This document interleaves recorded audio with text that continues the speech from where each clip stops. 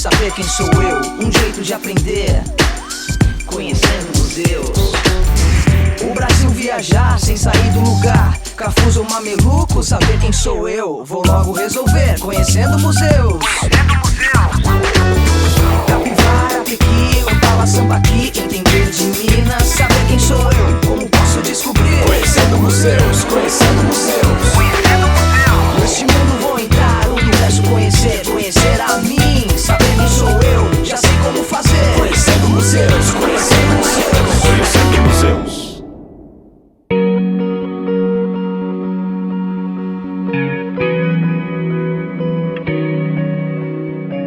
O que você colocaria na mala ao partir para um país novo e distante em busca de melhores oportunidades de vida para você e sua família? Roupas? Objetos úteis? Remédios e alimentos para enfrentar a longa travessia? Pertences queridos? Lembranças de sua terra? Instrumentos de trabalho? Instrumentos musicais? Quantos detalhes reunidos para enfrentar o desconhecido? Mas acho que uma coisa todos os imigrantes dos mais diversos países que embarcaram para o Brasil traziam na sua bagagem: sonhos. Alguns desses sonhos e muitas histórias estão preservados aqui, nessa antiga hospedaria, onde hoje funciona o Memorial do Imigrante.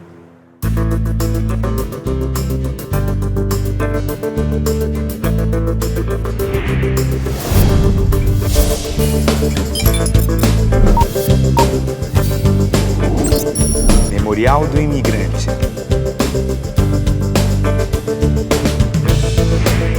Tudo começou com a abertura dos portos brasileiros por Dom João VI.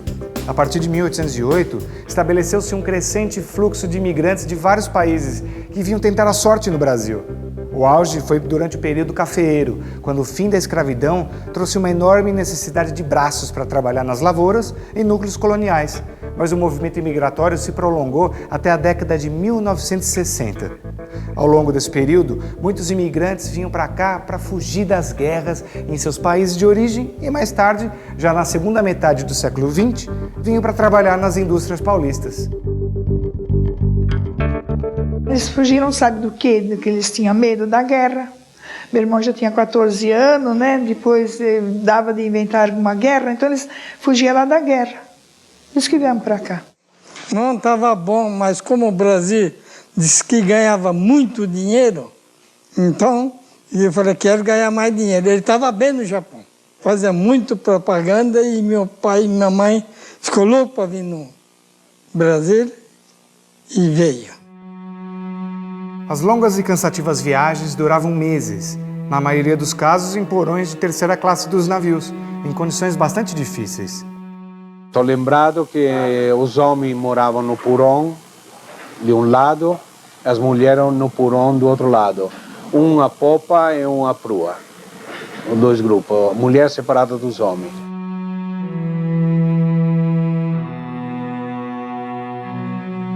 Essa cabine aqui busca reproduzir a sensação dos navegantes ao espiar pelas escotilhas, olhando o mar por dias e dias a fio.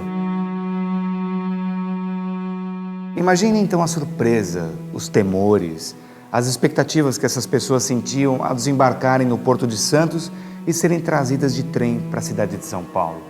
Quando chegamos num porto não sei se eu falei o porto da África, quando vi pessoas de cor que eu nunca tinha visto, e aquilo marcou também, que eu vi, vamos dizer, os criolão lá trabalhando no navio, né?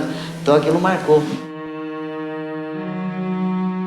No final do século XIX, os imigrantes eram recebidos em pequenas hospedarias. A maior delas, no bairro do Bom Retiro, tinha 230 leitos, mas logo se mostrou também pequena e insalubre para tantos hóspedes. Então decidiu-se construir essa hospedaria aqui no Brás, maior e mais adequada para receber os imigrantes, e onde eles permaneciam cerca de 8 dias, até serem fechados seus contratos de trabalho.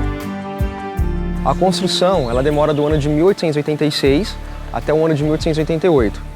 Porém, já existia uma hospedaria de imigrantes aqui em São Paulo, no bairro do Bom Retiro, que comportava até 500 pessoas, tá?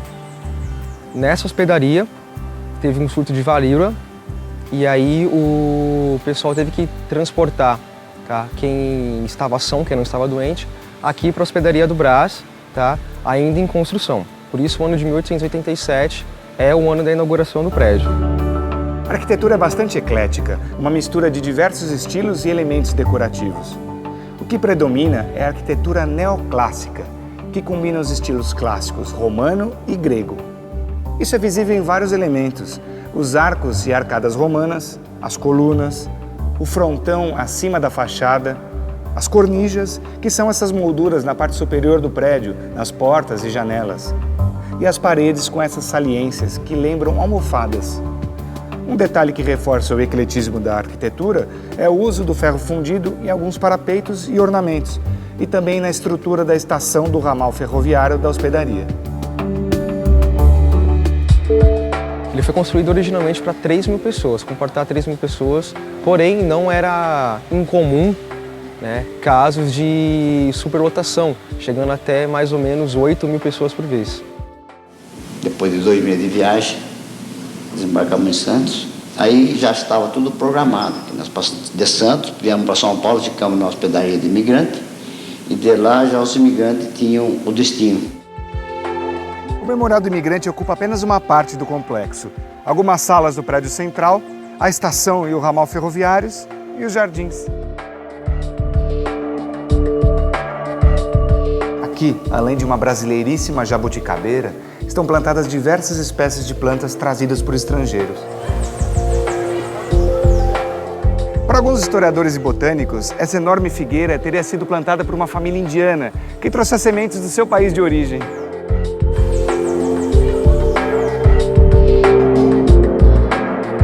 A hospedaria funcionou até 1978.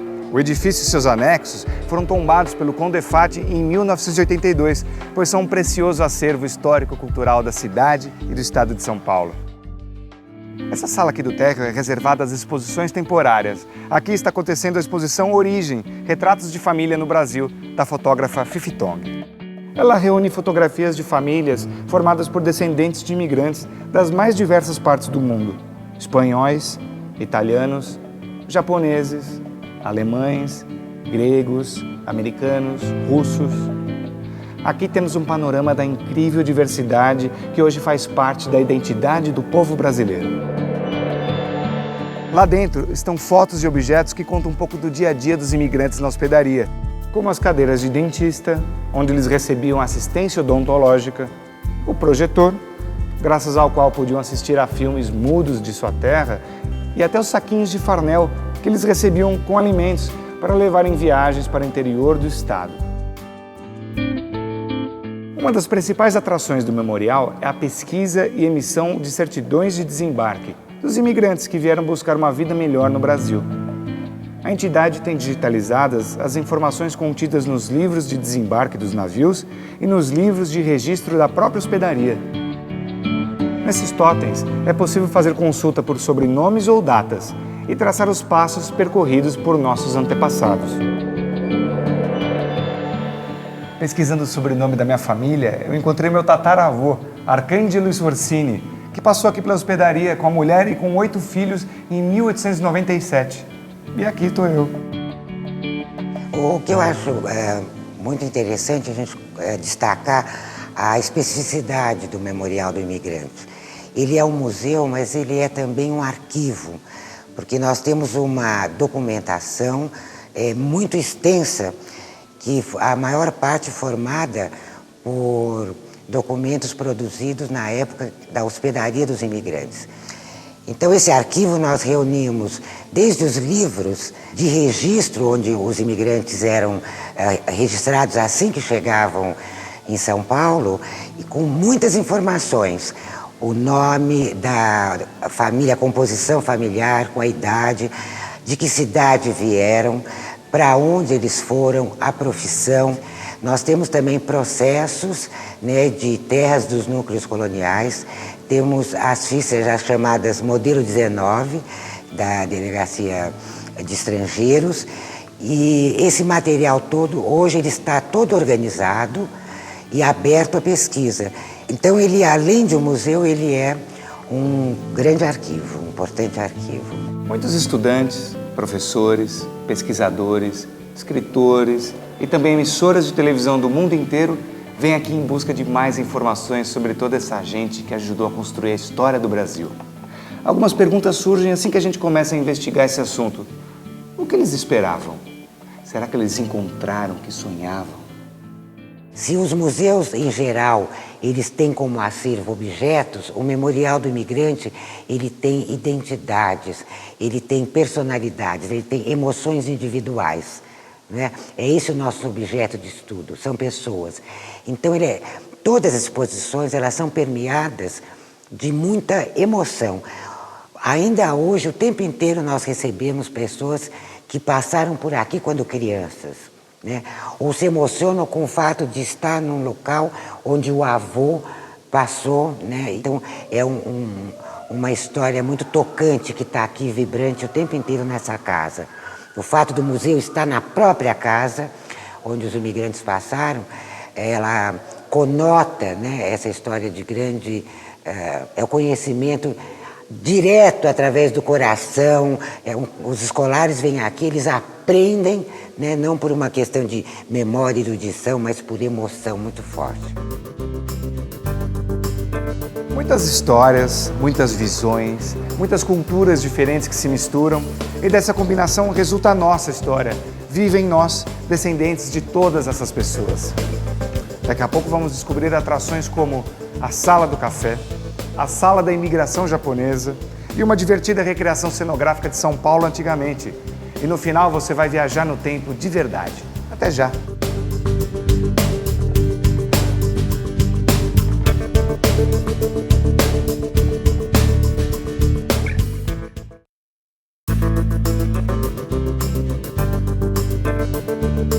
Aqui no Memorial do Imigrante temos uma sala especialmente dedicada ao café, um produto que foi muito importante na história do Brasil, principalmente quando relacionado à imigração.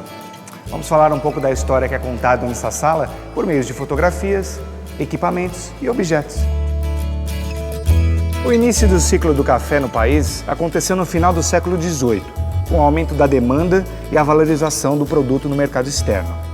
Terras férteis, fazendeiros experientes e a disponibilidade de mão de obra escrava foram os fatores que se somaram para fazer de São Paulo, ao longo do século XIX, o maior produtor de café do país. Mas o ciclo do café atingiu seu auge graças a dois outros fatores importantes: a expansão das ferrovias para levar o produto das fazendas até o porto e a chegada dos imigrantes estrangeiros. Ameaçados pela abolição da escravatura, os fazendeiros ou barões do café, que eram a elite brasileira predominante na época, passaram a recrutar os novos braços estrangeiros que chegavam dispostos a trabalhar, sem saber as condições de trabalho que os esperavam. Carpia café, diriçava café. Eles falam diriçar, a gente pega assim no café e puxa com a mão, viu? A mão da gente fica grossa que nem um não sei o quê. E banava café, rastelava café, carpia café. A gente ia carpindo para não criar mato, né? E depois, quando estava no tempo de colher, a gente tinha que carpir e rastar aquela terra fofa, tudo no meio da rua. Fazia aquele valão de terra fofa assim, sabe? Então, acabava a colheita, aí a gente tinha que jogar aquela terra fofa tudo embaixo do pé de café. E depois, conforme ia crescendo o mato, ia carpindo. A situação na lavoura não era lá muito agradável, né? Os imigrantes, eles vêm majoritariamente substituindo a mão de obra escrava e muitos dos cafeicultores aqui no Brasil os tratavam tal qual tratavam os escravos, né? Maltratando, né? E não dando toda a qualidade, né, no emprego e a qualidade na habitação que eles imaginavam ou que eles chegaram a ter na lavoura na Europa e até mesmo no Japão. Nesse espaço aqui do memorial, chamado de Fazendinha, podemos ver ao lado dos pés de café uma cabana de pau a pique, que mostra como os colonos das fazendas viviam antigamente. E eles emprestaram aquelas tábuas, né? E dormia tudo junto. A família inteira tudo junto. Não tinha quarto separado. Não tinha colchão também, né? Não, colchão tinha aquele tipo de colchão, aquele que em cima, mas colchão mesmo não tinha, não. Tinha um pano em cima, né? Depois dormia. Com a grande quantidade de mão de obra estrangeira, novas fazendas, ainda mais produtivas, são abertas nas regiões do oeste e noroeste do estado de São Paulo. Porém, toda essa produtividade e excesso de otimismo acabaram contribuindo para o próprio final do ciclo do café. As oscilações do mercado internacional, somadas ao excesso de produto, trouxeram crises sucessivas que culminaram com a quebra da Bolsa de Nova York em 1929. Grandes fortunas foram perdidas da noite para o dia e muitas empresas foram à falência. Mas o fim do ciclo do café trouxe novos movimentos. A industrialização ganha força no Brasil, na qual os imigrantes também tiveram papel decisivo, assim como no setor de serviços. Estrangeiros chegavam para trabalhar nas indústrias, oferecendo tanto mão de obra simples como especializada. E assim continuaram a fazer parte e ajudar a construir o desenvolvimento do país.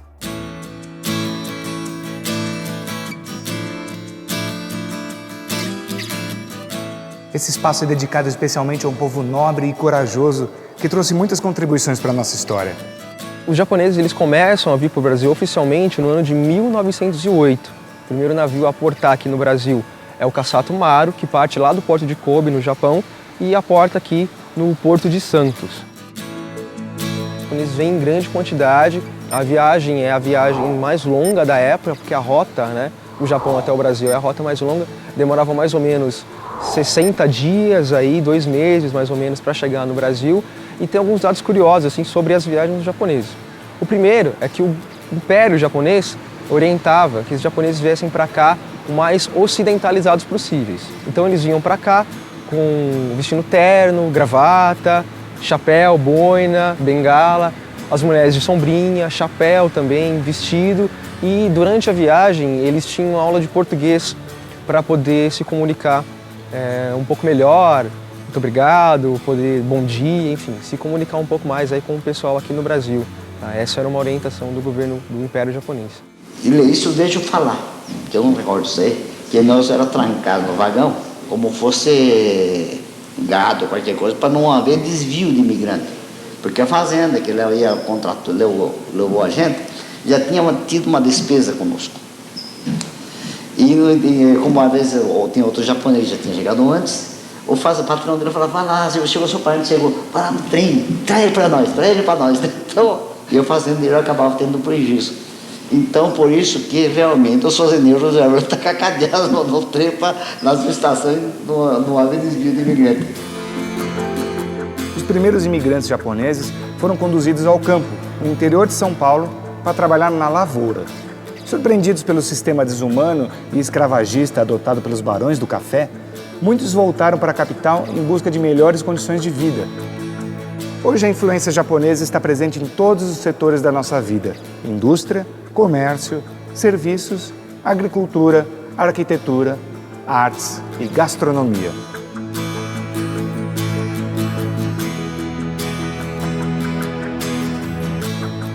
Com suas culturas, suas crenças, seus costumes, suas festas, suas línguas, sua música, suas comidas, os imigrantes criaram essa imensa diversidade brasileira. Diversidade que hoje faz parte da nossa identidade e do nosso dia a dia, com influências que às vezes a gente nem percebe ou se lembra que existem. Principalmente a comida. Ai, que fome!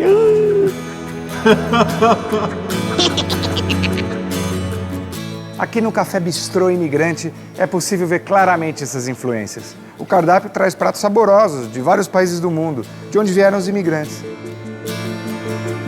Isso me lembra algumas famílias brasileiras que celebram seus antepassados de diferentes origens, combinando, por exemplo, quibe com macarrão na mesma refeição. Vamos dar uma olhada nessas delícias que tem por aqui? Aqui no Café Bistrô dos Imigrantes nós temos várias opções, cardápios típicos dos países, salgadinhos típicos países. Nós temos 16 tipos de salgados, por exemplo, o bureca de Israel. Temos o trio de massa, que ele tem bastante opções. Nós temos uma sobremesa chamada torta holandesa, tem bastante saídas. Tem o apstrudel, varenex também, um prato típico de Israel. Olha, eu acabei me adaptando com os pratos daqui. Hoje tem um prato que eu gosto bastante, que nem no caso esse varenex, que é uma comida típica judaica. Então, assim, apesar de eu ser nordestino, tô comendo uma comida de Israel. mas ela é bem gostosa.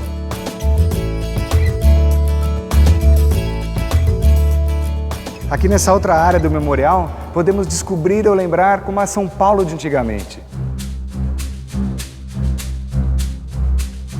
Observando esses painéis fotográficos, quase é possível ver o burburinho e a efervescência da Rua 15 de Novembro e da Rua Direita, no centro da cidade.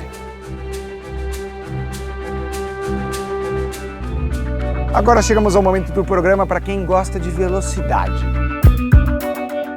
Vagarosos e curiosos! Para começar, esse bonde do começo do século XX, que faz um passeio com os visitantes até a estação Bresser do metrô, para lembrar os velhos tempos. Imagina o contraste com os modernos trens do metrô de hoje em dia.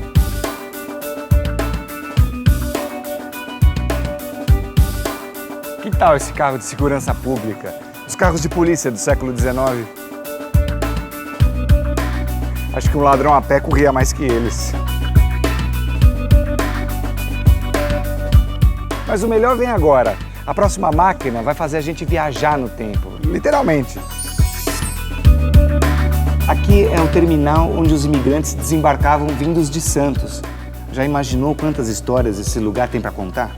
Esse espaço, assim como o bondinho, é conservado pela ABPF, Associação Brasileira de Preservação Ferroviária, que reuniu vários objetos e vestígios dos tempos de ouro das ferrovias no Brasil.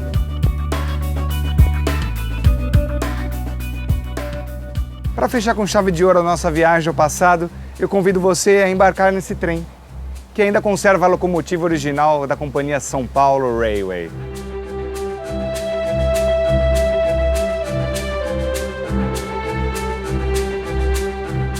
Vamos conhecer os compartimentos de segunda classe, com seus bancos de madeira, e os vagões de primeira, ou reservados, com poltronas e cadeiras confortáveis.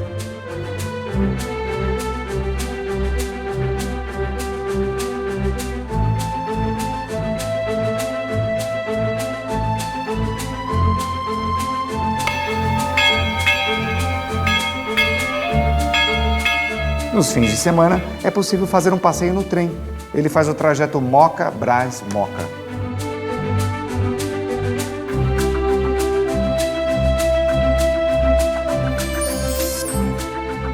Bem, depois dessa viagem pela história dos nossos antepassados, eu aproveito para convidar você também a compartilhar novas aventuras interessantes nos outros programas da série Conhecendo Museus. Boa viagem para nós!